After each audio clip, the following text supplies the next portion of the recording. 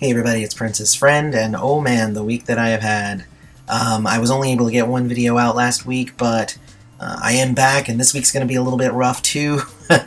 Oh man, I'm excited to be back though, because I really want to finish up the hits and the B-sides. So, this video is actually going to be one half of the B-sides CD, and then I'm going to have another video that's going to have the second half. With there being 18 tracks, my attempt here is to try and make it a little bit more consumable so that it's not a super long video, it's just two shorter videos. So hopefully that helps out, and you can let me know in the comments whether that's a good idea or not.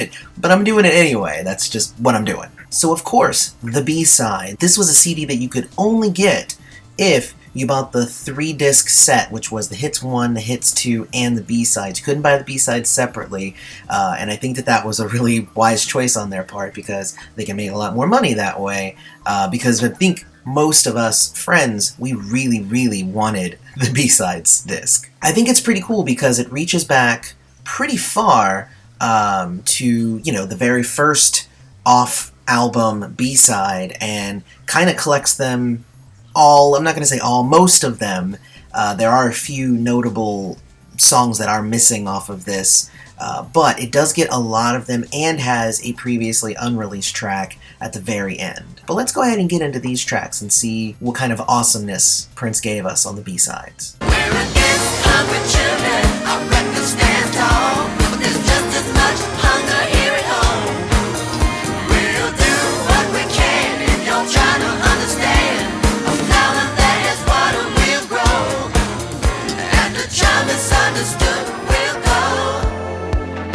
So this was the B-side for Pop Life in the US, and Raspberry Beret if you bought the single in the UK. If you don't know the whole fiasco with We Are the World, Prince was invited to sing on that song just like everybody else, Michael Jackson and Ray Charles and Huey Lewis and Cyndi Lauper and all those people, but he instead decided to turn it down. He had a lot of stuff that was going on, and he didn't feel like devoting that much time to going and recording that song and stuff like that. So instead, he decided he was going to donate a song, which was called For the Tears in Your Eyes, which will be in the next video because it's on the second half of the disc. But there was a big backlash from that decision because people started to kind of hate on Prince and kind of slander him for thinking that, you know, he doesn't care about starving children in Africa.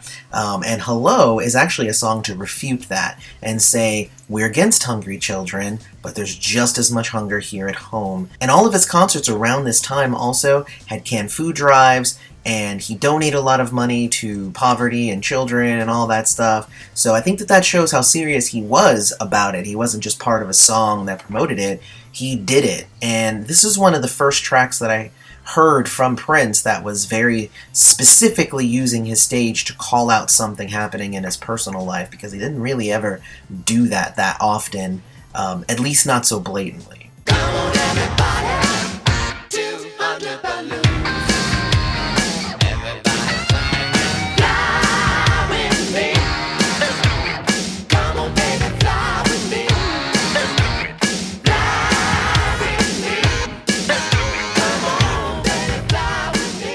So when you watch the scene in Batman where the Joker has the floats and the balloons, and this is where Trust was, this is where 200 Balloons was supposed to be.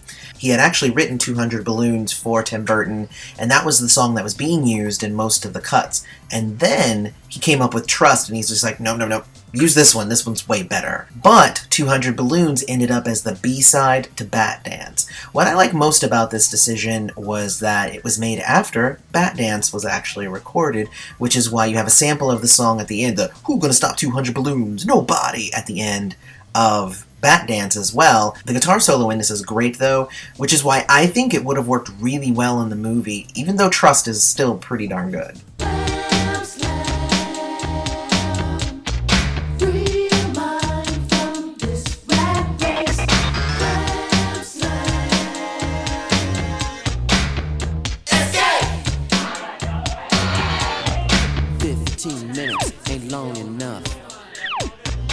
Escape is a B-side for Glam Slam, which isn't even actually on either of the hit CDs because it really sold pretty terribly as a single. You know, But I do like Escape, though, because it's all about getting on the floor and dancing instead of giving in to your darker urges like sex or drugs or peer pressure. It does have some great horns, but I think overall you hear why it was a B-side and not necessarily on an album proper.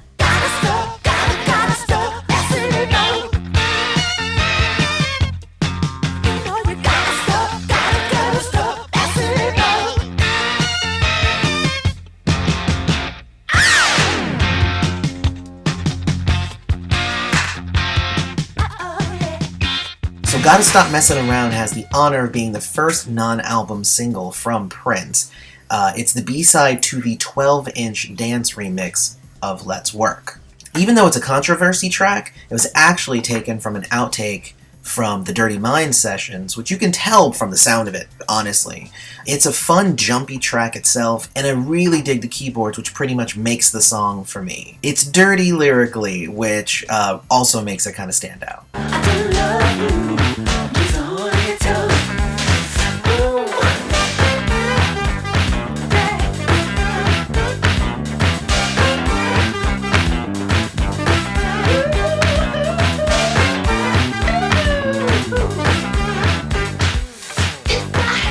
So Horny Toad was the B-side for Delirious from 1999, and if you listen to it, it's using a lot of the same sounds and instruments and a similar beat, and so it's really, really obvious why this was chosen to be its B-side. It's very complimentary. In the UK, Horny Toad was actually Little Red Corvette's B-side song, which I think fits a little less musically, but lyrically does actually kind of work out. Either way, I think the track is really fun, and he sings it totally in his falsetto, which I love, and it's got heavy keyboards on it, which makes it really danceable. Let me touch your body, baby. Let me fill you up. Come on, baby, come on. Let me fill you up. Let me touch your body, baby. Let me fill you up. Come on, baby, come on. Let me fill you up. Something about your body, baby. Really get So Feel You Up was first recorded around the 1999 era, but it eventually was reworked as a B-side for Party Man. There's two versions of this song, the short stroke and the long stroke, but we only get the short stroke here. It's a pretty straightforward song, though, about wanting to fill up a woman. There's really not a hidden message or anything, but it feels like the song itself is kind of immature. Like you would think when you're a kid that, like, the best thing you would ever think to do would be to fill a girl up, and this is like before even thinking about sex or anything. And this is obviously before you realize that there's so much more that there is to do, you know. Wink, wink. I want you in the worst way. You make me.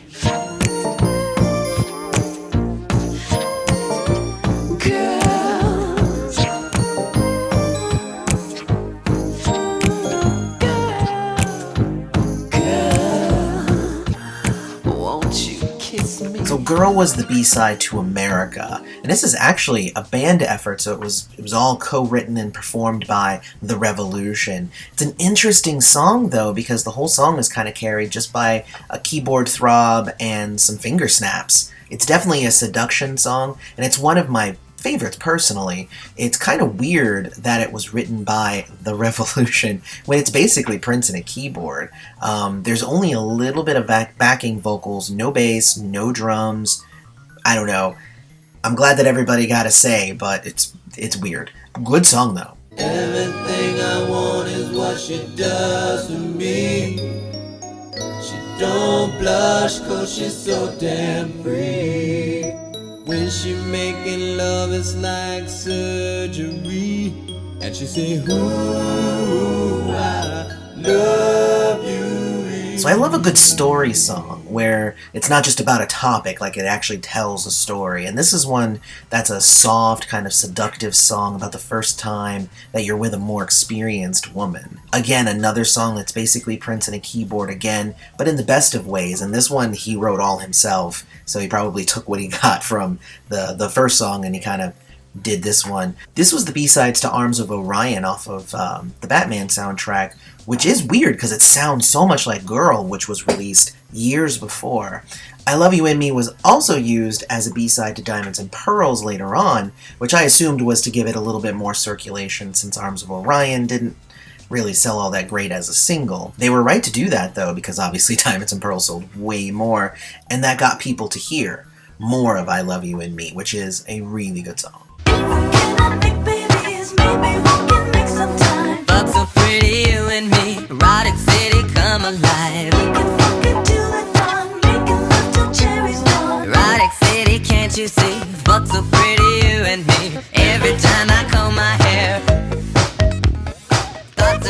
So Erotic City was the B-side for Let's Go Crazy, and it became one of Prince's staple B-sides. Obviously being connected to Purple Rain and the whole craze helped, but it's also a really awesome song. It's sexy in some ways, and kind of crude in some others, and has Sheila E. on the track, which is awesome. It's one of the funkiest tracks probably, and it sounds a lot like old P-Funk to me, which when I was doing my research, it actually said that, funny enough, that Prince recorded it right after coming home from a P-Funk concert. So how's that for inspiration? And it's been covered a few times live by Beck and Superfly, and it's been used on soundtracks like Girl 6. So it's really, really awesome track, and again, one of those that Prince is known for. Don't forget to check out the second video where we're going to have the continuation of the B-Sides review. Also, like this video, subscribe to the channel, check us out on Facebook, Twitter, and Patreon at patreon.com/princessfriend. May you live to see the dawn.